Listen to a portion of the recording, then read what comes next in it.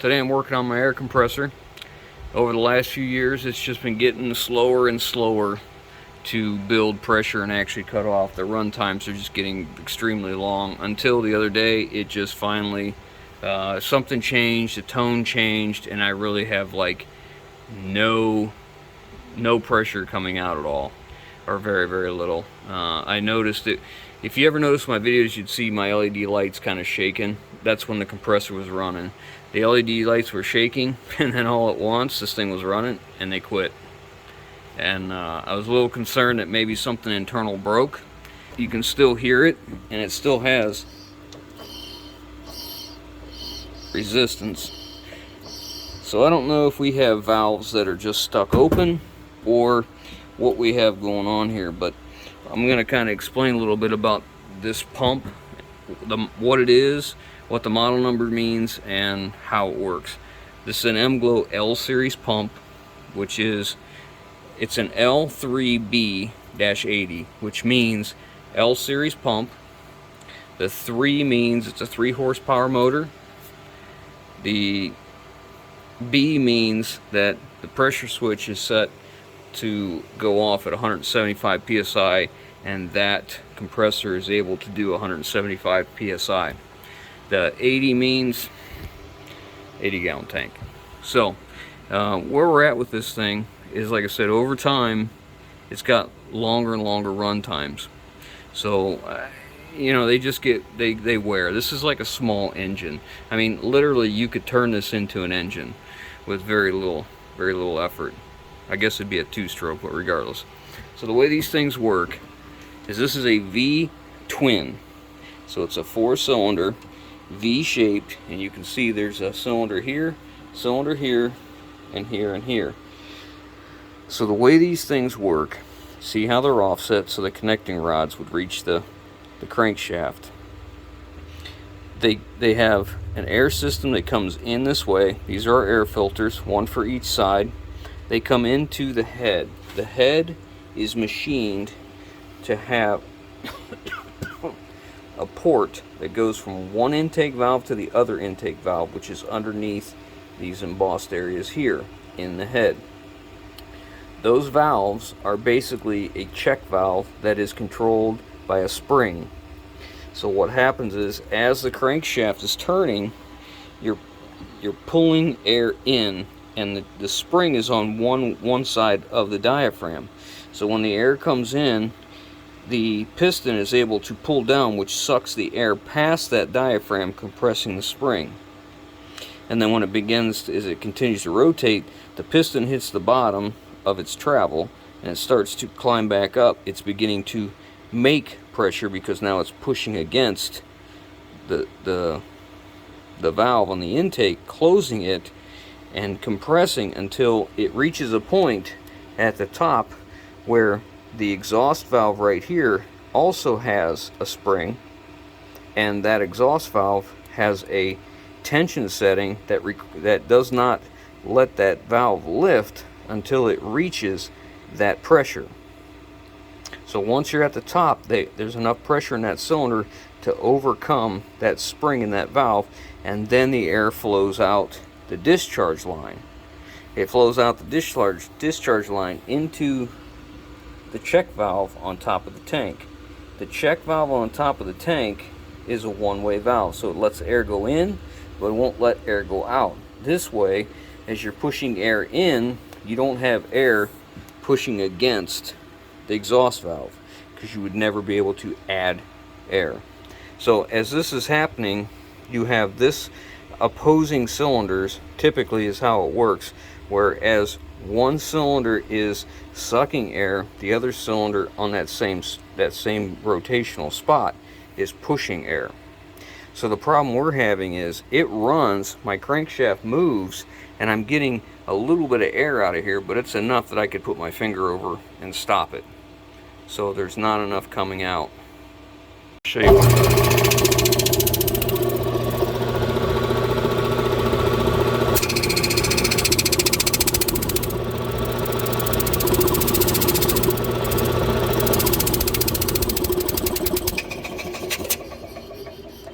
Alright, go ahead and turn it on again. as it turns, listen to it, you'll hear it really makes like it's not making much of a compression at all.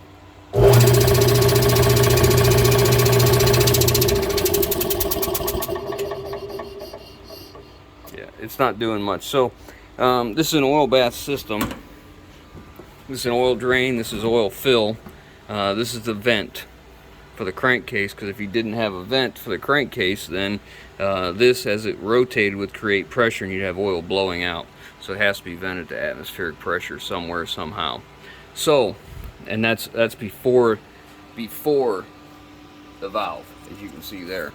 So what we have to do is figure out why it's not compressing. We know we have a good motor, we know we have good belts, we have good rotation, all that's fine. So the next step for us is to take this apart and start looking at the valves themselves in each one of the heads.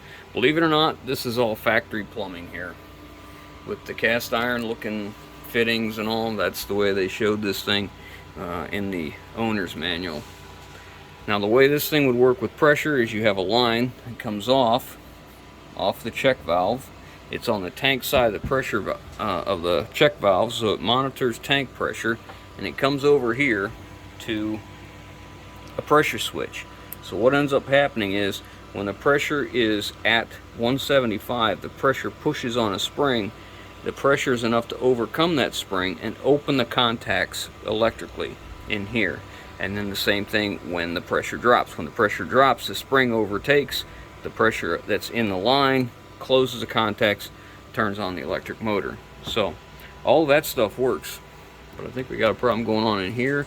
So our problems could be intake valves not sealing, exhaust valves not sealing, piston rings damaged, broken, pistons broken, cylinders damaged, scored, things like that. That's what we're looking for. So let's take a head off and see if we can find anything. You can see the two center punch dots there, two here, one here and one here. That leads me to believe I'm not the first person to be in this, and it may have been repaired or rebuilt at some point in its life. There it is. See, this is nothing more than the head I'm going to drop all the bolts out of, and the ports are in here. You can see how this is the channel. The air comes into here, and these two chambers are separate. But you can see right here is part of our problem.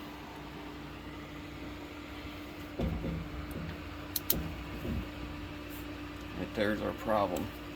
That is the exhaust check valve. This is what is supposed to hold our tension so that it can build pressure, and it's not doing that. You see it's on, we have a snap ring on this side, meaning there's a spring on the other side. This side is the intake, lets the air come in.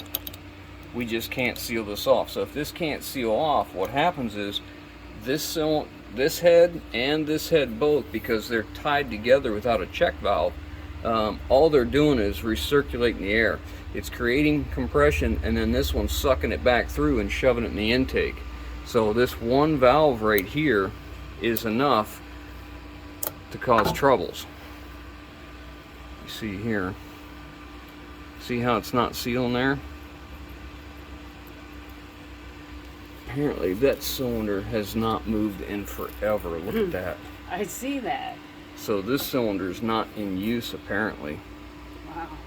Yeah, that's interesting. So I'll have to get a pair of side cuts and pull this valve out, but you can see right there, there is the root of the problem that we're experiencing, and you can see the intake valve is just about falling out too. I'm sorry, the exhaust valve, it's falling out. Looks like the snap ring must have broke is what's happened, because I don't see the snap ring in there, which means it could be down in this line down here, the discharge, or it could be what I do with the other part, top, the chamber. I don't know. Or it could be down in here on the exhaust. It could have gotten down into here. It can make its way to the other ones as well. But let's take that head off and see what it does.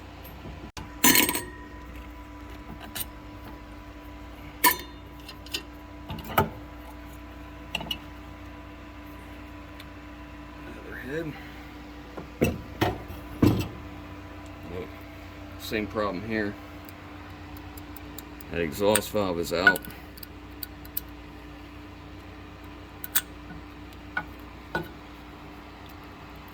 Look at that, cylinder's not being used either. Or what? It's not rusty though. Huh. I mean, it looks So good. then this one has probably had a failure on the connecting rod, and it's been like that for a long time. We had no idea.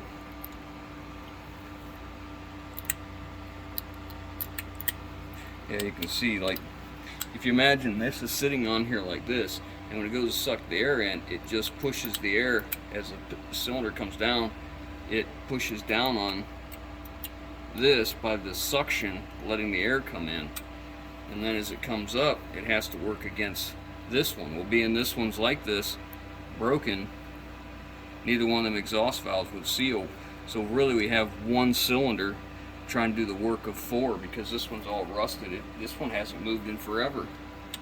Okay, well, now we'll take the cylinders off. Let's take a look and see what's going on. I guess we should look at the cylinder walls too while we're here. There's some carbon down in there, but not bad. No, that side looks good. Yeah, this side's not moved in a long time. Wow. Well, this side doesn't move either. Huh. Interesting. Okay. Let's take that off.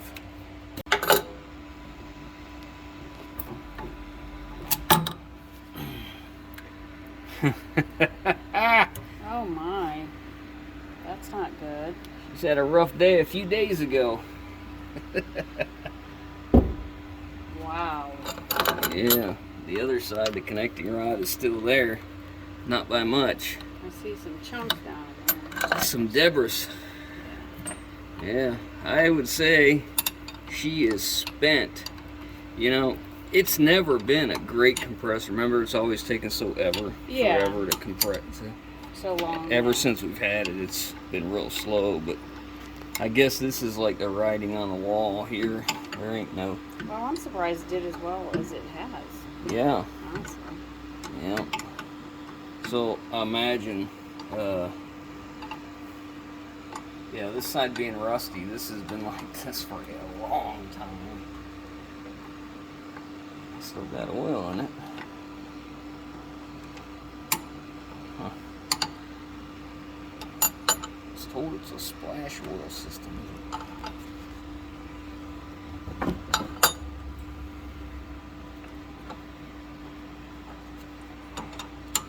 It's never really made any racket. You know, it's just always sound like a compressor. We just thought it was getting worn out. That's why it was weak, right? Yeah, I mean, I've noticed over time that it's gotten worse and worse, but, you know. I mean, it's obviously old. Yeah, whatever. I mean, my whole anticipation with this compressor was to run it until it quit and throw it away. Or, you know, tie into the tank and just have extra capacity, because like when we do truck tires, as you can imagine, it takes a long time to fill up an 11R22.5 with a piston compressor, not a rotary. Well, that thing's been broke a long time. That looks like years of rust on that cylinder.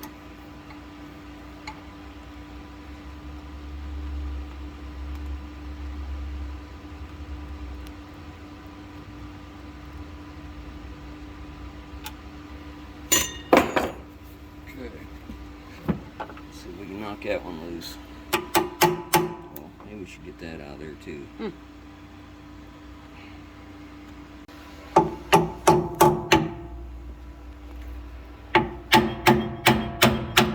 Sucker didn't want to move. Oh boy.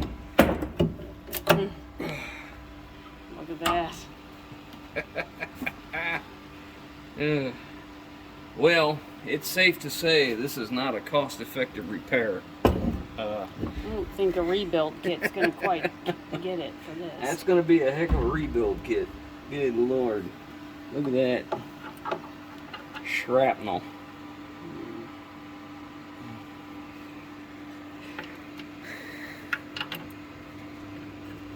Being though this thing never really made any noise, I'd be ventured to say that this was like this when I got it, and you know, I'm sure. that's why it's been so slow. But there's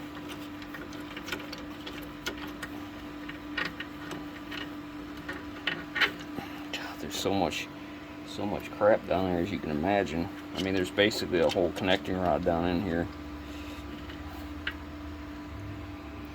Yeah, this one's ready for its last ride to the scrapyard or something. Because I'm not even gonna bother. The crank is scored. You can see it in here.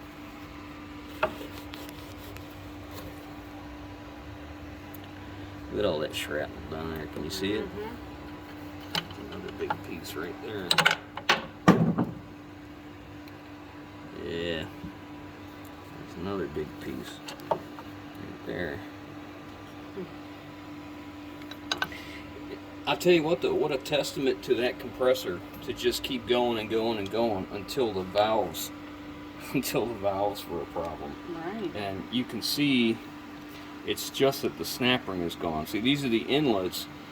And again, this is the exhaust valve that I'm talking about right here. So the compressor has to push the air on that and overcome the spring that's behind here.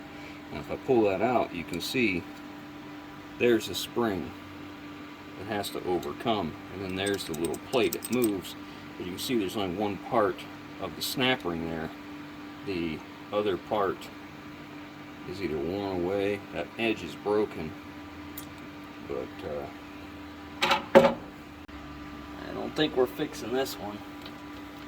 I think we're gonna go, I have two other compressors, so we're either gonna use that or we're going to put a different compressor head, the actual, what does the compressing on top of this one. I have a big one, but I don't know if there's enough room here. There's definitely enough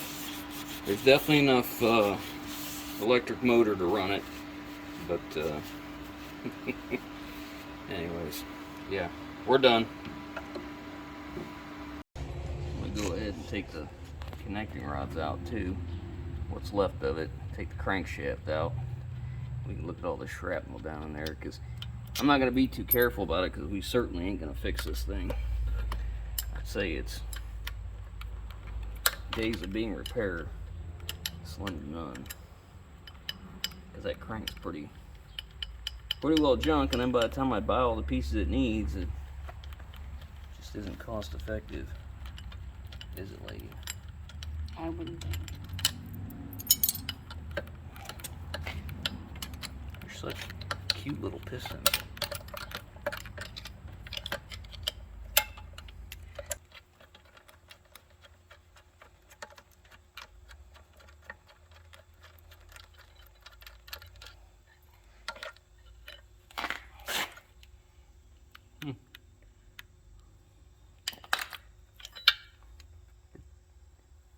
No bearing. Yeah, look. See them dots on there? I ain't the first guy to be in this compressor. I bet there was a problem with this before and they just bolted it together with a hope and a promise. Anyways, we'll get this part. I assume these little tangs on the bottom are to go into the oil and splash oil up on the crankshaft to lubricate everything.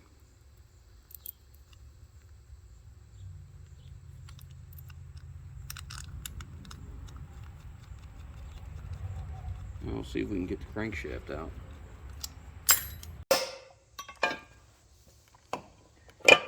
Alright, so we knocked the front bearing out. Now we gotta knock the crankshaft off the the flywheel, because there's a roll pin up in here in the flywheel right there. So I think what's going to happen is the flywheel is going to rest against this cast part of the case, and then the crankshaft will drive out through. But we'll see. See if theory and reality are even close.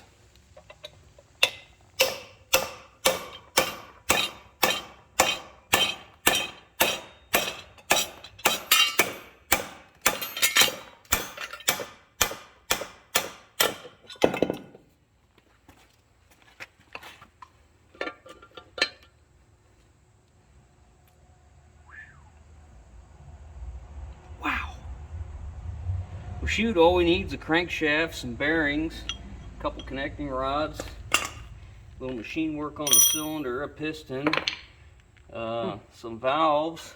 Wow, that's all. Yeah, you know, just a compressor. I'm gonna drain the rest of this oil out and we'll get the shrapnel out of there. So this is my 1966 United States Air Compressor Corporation air compressor. This belonged to a friend of mine, and he's in his 80s now, and he has done body work for a long time. And he has his shop set up with two separate compressors. One compressor is set up for doing truck work, because he worked on light-duty trucks like 250s, 350s, 450s, and 550s. I guess you'd call them medium duties. But he also did body work. And the body work, he had a separate air compressor set up with separate air dryer, you know, all that kind of stuff, the specialty stuff. And that was this. So a few years ago, the electric motor went bad, and he replaced it, but he hadn't used it but just a handful of times since then. And he's getting to where he just doesn't do as much body work and painting of trucks anymore. So he asked me if I wanted it, and I don't know, probably 2 years ago, maybe 3 years ago, I bought it from him. I brought it here and I parked it, and I've never hooked it up or anything. And I figured one day when that other one took a crap, this is going to take its place. I still have a brand new Champion and air compressor. It's got a half an hour run time on it, but I'm not going to use that until I need to. I'm going to go ahead and hook this one up. At 1966, this is by far probably 10 times the quality of the brand new one that I bought. But this is a 3-horse motor. The compressor will go up to 175 psi. It is a dual stage, so what that means is the air enters into the big piston, and the big piston will create compression and then compressed air, and then it will come out of here. This is to help cool it, and then it goes to the other piston, which is much smaller, and that really increases the compression. And then it comes out, and it comes into the copper tube, into the check valve, into the tank. Now this has an unloader valve on it, so that when this electric motor goes to start, it's a soft start motor, so it comes up to speed. It starts slow and then winds up. So this thing unloads the valves so that the compressor runs, but it's not really doing anything until this closes, and then it can create pressure, which makes it a lot easier on the electric bill, a lot easier on the electric motor. And he, like I said, he just replaced that motor not too long ago. So that's what we're going to do. We're going to go ahead and wire it up. This thing only draws 15.5 amps on 240 volt. So really I could get away with probably a 12 wire. We'll run a 10 wire, and we're going to set a disconnect right here, because we want it to be, if I'm down here working on it, I want to be able to disconnect this completely, knowing that if I'm working on it, I've got the power shut off at the breaker box, that it's not getting turned back on here. So I guess I'm going to start wiring it. I'm not going to show you guys how I'm wiring it, because there's a lot of things involved in what you should and shouldn't do. I don't want to cover that in this. It's just getting my air compressor going. Oh, and my air line happens to be right here at a low point, so we're going to bring pipe down here, get it low to get a dirt trap, and then we'll come out of here and we'll have a flexible line that comes off of the compressor to the actual iron line. A lot of guys say you shouldn't use black iron for your air compressor. This has been in this shop for I don't know how long. It's been on that for I don't know how long, and all through his shop, and I've seen it works okay. I'd suppose if you're painting cars, that could be a problem with black iron. and rust getting in your gun. That would be awful. Good thing I'm not a body guy. So I picked up a 125 amp main lug load center. Now this is 4 spaces or 8 circuits. You can put minis in it. We're just going to use it as a 60 amp. So we're going to run 6.3 copper conductor from my main panel over here. We're going to come out of here with a 6.3 copper, and we're going to run it up and over, drop it down, and pop it through the other side down where the compressor's at. Alright, so I've got that load center mounted. I fed it through the back. I came to the wall with some seal tight. This is seal tight, and because this is metal, I wanted to insulate it and protect the wire. So it comes in here, and you'll see that it says fed from panel A, circuits 5 and 7. This is panel B. So on that panel, it's marked panel B for those 2 circuits, so we know what they are. And then I've marked it. This is 1, 2, 3, and 4. And we have air compressor, which is on the top, and welder plug, which is on the bottom, because I added a 30 amp welder plug here. I didn't need 125 amp capacity. I could have done, you know, just with a little 30 amp disconnect. I didn't have to have breakers. I just needed a way to disconnect from the compressor. But I prefer to have breakers down here, just in case there's an issue. You're working down here, you don't have to go all the way up there. Plus, it allowed me to bring in a supply, split it off, making it a sub panel, separating neutrals and grounds and sub panels. Brought it down to my plug here and gave me an opportunity to have another welder plug. Now this is a 30 amp welder plug because the big 50 amp Lincoln I have will stay up there. I doubt I'll ever use it down here. If I do, I have a proper cord to use with that. So here's the seal tight we've run, and we are ready. Now we need to move the compressor down this way and get it off this rolling cart. The problem is it's round, and I don't have a good way to lift this before I hung it by a chain underneath that platform and moved it. But yeah, I'm gonna have to figure something else out. We're gonna slide it down that way as close as we can, and then we're gonna bring our we're gonna bring our air line down and over and tee into it next.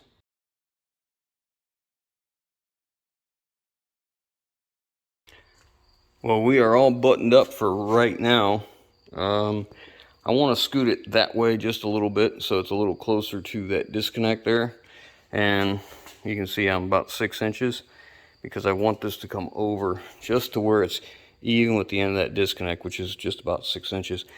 And also, I'd like it to come closer to the wall. We got about a good 8-10 inches. So when we do, it comes over, gets close to the wall, I'm going to take that 90 and stand it up so that we have this rise here. It'll be straight up and down, up and over like that, but that's where it is. I can't move it right now. I've tried to move it with a spud bar and by hand to lift it and all that, and it's just more than I can do sitting on that rubber. So it'll have to wait till I get my skid steer in here. I'll come in at an angle, lift it up, and then kind of shift it that way a little bit more, and that'll take care of it. But we're all plumbed in, and I came over here and put a T in for future use so we can extend that way if we want to and add some more air lines. I went ahead and put this is common in gas lines. They'll do what they call a dirt trap, so it'll come out. I just thought maybe it might help with moisture. Maybe it'll gather here. I'm gonna put a valve on that so that I can open it up, but I only grabbed one valve while I was there, not thinking. I went ahead and put a quick disconnect right here. We have it up there, but this way is easy to get to and very accessible. But like I said, when I'm done, we're gonna go that way just a little bit more, so it'll take care of everything I got planned here. So without further ado, let's close the business end here, and we're at 0. That's 30, 60, 90, 120, 150. I think he told me he had this set at 150. So you see I got everything finished up here and labeled. So that's a good sign. It turns on.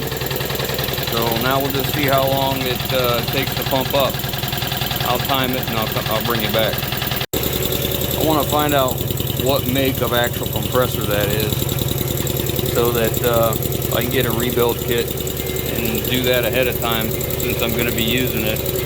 Maybe I'll just go through it and throw bearings in it and valves and rings and all that before it's a problem, so we don't have a grenading issue like the other one.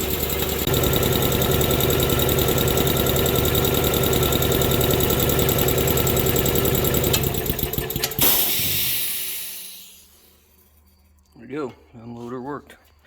Okay, so that is that compressor tank filled. That's all my lines filled and the other 80-gallon tank, and that took just over 13 minutes.